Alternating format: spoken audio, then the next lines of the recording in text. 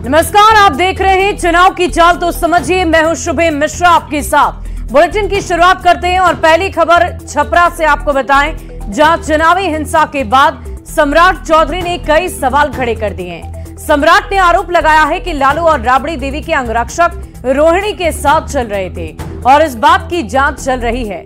जांच के बाद कार्रवाई होगी। वहीं सम्राट के अंगरक्षक वाले बयान को तेजस्वी यादव ने फालतू बताया है।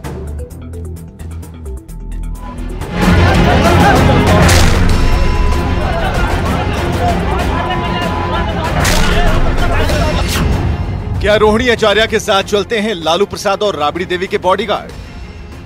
ये हम नहीं कह रहे। ये बड़ा सवाल उठाया है बिहार के डिप्टी सीएम और बीजेपी के प्रदेश अध्यक्ष सम्राट चौधरी ने। लालू जी का अंगरक्षक हो। लालू प्रसाद की बेटी और सारण से आरजेडी की उम्मीदवार रोहिणी आचार्य 20 मई को वोटिंग वाले दिन छपरा के तेलपा बूथ पर 2 बार गई थी। बूथ पर रोहिणी आचार्य से बीजेपी कार्यकर्ताओं की भगझक हुई और उसके अगले ही दिन बीजेपी और आरजेडी कार्यकर्ताओं के बीच हिंसक झड़प में 3 लोगों को गोली लग गई। इनमें से एक व्यक्ति की मौत हो गई। छपरा में हुई चुनावी हिंसा के बाद डिप्टी सीएम सम्राट चौधरी ने आरोप लगाया है कि रोहिणी आचार्य लालू प्रसाद और राबड़ी देवी के अंगरक्षकों के साथ वहां गई थी। पाटलिपुत्रा में भी लालू जी के अंगरक्षक और राबड़ी देवी के अंगरक्षक मीसा भारती के साथ घूम रहे। ये सारे चीजों की जांच की प्रक्रिया शुरू कर दी गई है और जांच करने के बाद तुरंत कार्रवाई किया जाएगा। सम्राट चौधरी के अंगरक्षक वाले बयान पर तेजस्वी यादव ने पलटवार किया है। तेजस्वी ने सम्राट के बयान को फालतू बताया। सम्राट चौधरी ने सवाल खड़ा किया है कि रोहिणी के साथ राबड़ी जी का बॉडीगार्ड कैसे था, जबकि अशोक चौधरी का बॉडीगार्ड उनकी बेटी के साथ। अरे यार, सब मुद्दा फालतू का बेकार का बात, लोग हवे में बात करता है। कैसे था ये सब कोई मतलब है क्या? तीन हर कैंडिडेट को 3 बॉडीगार्ड मिलता नहीं पता है। उनको पता है कि मेरा बॉडीगार्ड का चेहरा क्या है। छपरा की चुनावी हिंसा ने एक बार फिर बिहार को सुर्खियों में ला खड़ा किया है। चुनावी हिंसा के बाद लालू प्रसाद के परिवार सम्राट चौधरी के बॉडीगार्ड वाले वार ने राजनीतिक माहौल को और ज्यादा गर्मा दिया है। न्यूज़ 18 के लिए पटना से रवि एस नारायण और अमित कुमार के साथ ब्यूरो रिपोर्ट। और हिंसा पर बॉडीगार्ड वाली चुनावी चाल को समझिए। छपरा या कहें कि सारण लोकसभा सीट पर 20 मई को मतदान हुए। रोहिणी आचार्य लालू प्रसाद की बेटी हैं और सारण से उम्मीदवार भी। मतदान के लिए तेलपा बूथ पर रोहिणी आचार्य 2 दफा पहुंची। बीजेपी समर्थकों ने रोहिणी पर बूथ छपवाने के लिए आने का आरोप लगाया और इसी को लेकर बीजेपी और आरजेडी के कार्यकर्ताओं में जमकर झड़प हो गई। मतदान के दूसरे दिन ये विवाद और भी ज्यादा बढ़ गया। दोनों पक्ष आमने सामने आ गए। भिखारी चौक पर मारपीट और फायरिंग हो गई। फायरिंग में 3 लोगों को गोली लगी और गोली लगने से चंदन राय की मौके पर मौत हो गई। चुनावी हिंसा के बाद से राजनीतिक आरोप प्रत्यारोप और भी ज्यादा तेज हो गए। बीजेपी के प्रदेश अध्यक्ष सम्राट चौधरी ने बहुत बड़ा आरोप लगाया है। सम्राट चौधरी ने रोहिणी आचार्य पर लोगों को उकसाने का आरोप लगाया। सम्राट चौधरी का आरोप है कि रोहिणी लालू प्रसाद और राबड़ी देवी के अंगरक्षकों को वहां लेकर पहुंच गई थी। सम्राट चौधरी ने पूरे मामले की सघनता से जांच कराने की बात कही है। हालांकि तेजस्वी यादव ने ऐसे आरोपों को फालतू और बेबुनियाद बताया। लेकिन सवाल है कि क्या कोई अपने पिता के सरकारी अंगरक्षक को साथ लेकर चल सकता है? हालांकि इस पूरे मामले को लेकर जांच पड़ताल लगातार जारी है और फिलहाल नई अपडेट यह है कि रोहिणी आचार्य पर एक केस भी दर्ज किया गया है बीजेपी के कार्यकर्ताओं की तरफ से। बढ़ते आगे, काराकाट सीट से निर्दलीय मैदान में उतरे पवन सिंह को बीजेपी ने पार्टी से बाहर का रास्ता दिखा दिया। पार्टी ने उन पर बीजेपी में रहते एनडीए उम्मीदवार के खिलाफ मैदान में उतरने को लेकर सख्त कार्रवाई की है। काराकाट सीट से एनडीए के उम्मीदवार उपेंद्र कुशवाहा हैं, जिनके खिलाफ चुनाव लड़ने पर पवन सिंह डटे रहे। पार्टी विरोधी गतिविधियों में शामिल होने के लिए उन्हें बिहार बीजेपी के प्रदेश अध्यक्ष सम्राट चौधरी के आदेश से पवन सिंह पर एक्शन लिया गया है।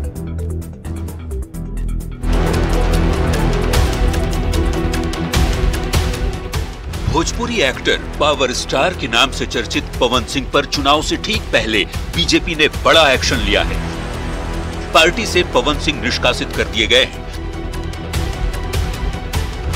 पवन सिंह काराकाट संसदीय सीट से निर्दलीय चुनाव लड़ रहे हैं और यहीं से एनडीए समर्थित उपेंद्र कुशवाहा चुनावी मैदान में है। बीजेपी ने पार्टी विरोधी गतिविधियों में शामिल होने के लिए प्रदेश अध्यक्ष सम्राट चौधरी के आदेश से चिट्ठी जारी किया है, जिसमें लिखा गया, लोकसभा चुनाव में आप एनडीए के अधिकृत प्रत्याशी के विरुद्ध चुनाव लड़ रहे हैं।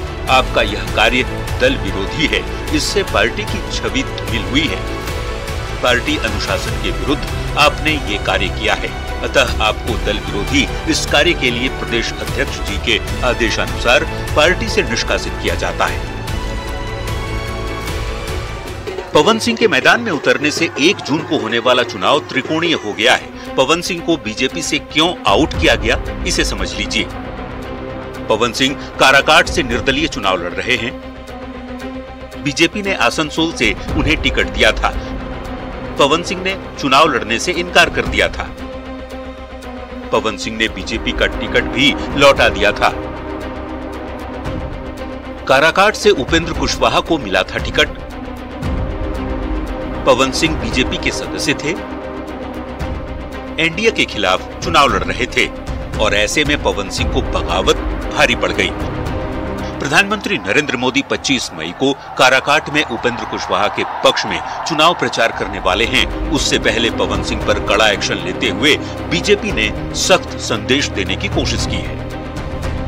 न्यूज़ 18 के लिए पटना से रवि एस नारायण के साथ ब्यूरो रिपोर्ट। और पवन को आउट करने वाली चुनावी चाल को आप भी समझिए। पवन सिंह बीजेपी के सदस्य रहे, लेकिन पवन सिंह इस चुनाव में निर्दलीय काराकाट से चुनाव लड़ रहे हैं। बीजेपी का उपेंद्र कुशवाहा की पार्टी आरएलएम से गठबंधन है। उपेंद्र कुशवाहा खुद काराकाट से एनडीए के उम्मीदवार हैं, लेकिन पार्टी के खिलाफ जाते हुए पवन सिंह उपेंद्र कुशवाहा के खिलाफ ही ताल ठोक रहे हैं। पवन सिंह के निर्दलीय चुनाव लड़ने से एनडीए कार्यकर्ताओं में गलत मैसेज जा रहा था।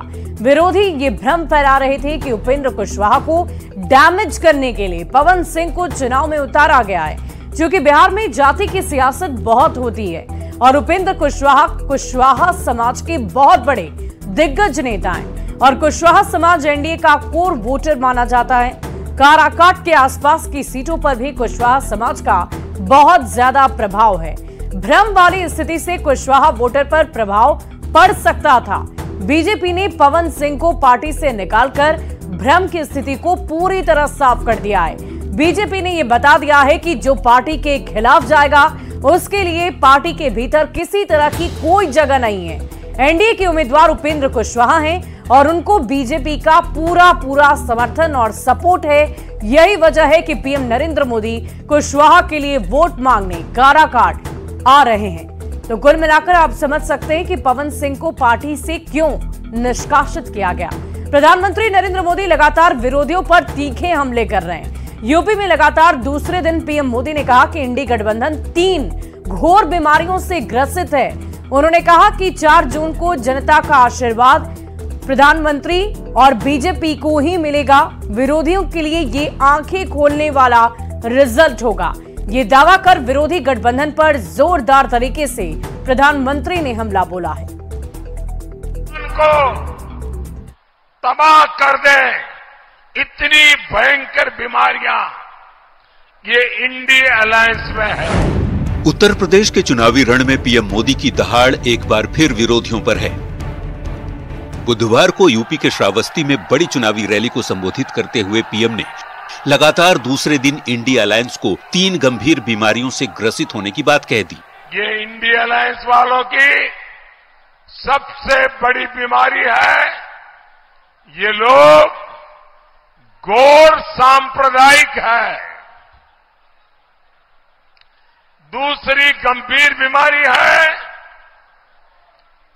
ये गौर जातिवादी है। तीसरी बीमारी है, ये गौर परिवारवादी है। अखिलेश यादव की सभा में भगदड़ को लेकर पीएम मोदी ने तंज कसते हुए समाजवादी पार्टी और कांग्रेस पर आरोप लगाया कि ये लोग सभा में भीड़ जुटाने के लिए लोगों को कॉन्ट्रैक्ट देते हैं। अखिलेश जी ने पैसे नहीं दिए तो लोग मंच पर आ गए। ये सपा कांग्रेस वाले रैली में लोगों को लाने के लिए कॉन्ट्रैक्ट देते हैं, प्रति व्यक्ति पैसे देते हैं, लेकिन इन्होंने पेमेंट किया नहीं, इसलिए लोग गुस्से में भाग करके मंच पर पहुंच गए। श्रावस्ती के बाद पीएम मोदी यूपी की बस्ती जिले में चुनावी सभा करते हुए कहा कि 4 जून को जनता इंडी अलायंस वालों को नींद से जगाने वाली है और तब विरोधी दल हार का ठीकरा ईवीएम पर फोड़ेंगे। 4 जून को यूपी की जनता इनको नींद से जगाने वाली है और तब ये ठीकरा ईवीएम पर फोड़ेंगे। जैसे जैसे 4 जून की तारीख नजदीक आती जा रही है, प्रधानमंत्री मोदी इंडिया अलायंस की करारी हार और एनडीए की शानदार जीत के दावे उतनी ही तेजी के साथ कर रहे हैं। विरोधियों पर वार और पलटवार का पीएम का अंदाज विरोधियों पर रिजल्ट से पहले ही मानसिक बढ़त लेने की तैयारी के तौर पर देखा जा रहा है। Bureau report, news 18। और 4 जून के लिए मोदी की चुनावी चाल आप भी समझ लीजिए। पीएम मोदी पूरे आत्मविश्वास से भरपूर हैं। पीएम मोदी बार बार 400 पार की बात कह रहे हैं और पीएम का दावा सही साबित हुआ तो विपक्ष एक बार फिर से हंगामा करेगा। पीएम का कहना है कि एक बार फिर विपक्ष ईवीएम में गड़बड़ी का रोना रोएगा, क्योंकि अब तक का इतिहास रहा है कि हारने के बाद विपक्ष ईवीएम पर ही सवाल उठाता रहा है। यानी कुल मिलाकर प्रधानमंत्री बार बार इस बात का जिक्र इसीलिए कर रहे हैं ताकि जनता जनार्दन भी समझ सके कि आखिर परेशानी चुनाव के बाद, रिजल्ट के बाद विपक्ष को क्यों हो जाती है। आइए अब अपने इस खास कार्यक्रम चुनाव की चाल तो समझिए में देख लेते हैं पूर्वी चंपारण सीट का हाल।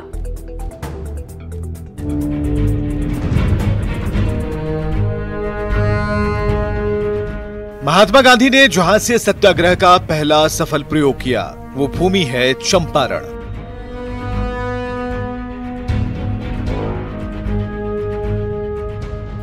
चंपारण आंदोलन को भला कौन नहीं जानता। आजादी की लड़ाई में ये एक नए चरण की शुरुआत थी। आज भी बिहार की राजनीति में चंपारण का अपना खास महत्व है। 2008 के परिसीमन के बाद पूर्वी चंपारण सीट का गठन हुआ। इससे पहले पूर्वी चंपारण लोकसभा सीट को मोतिहारी के नाम से जाना जाता था।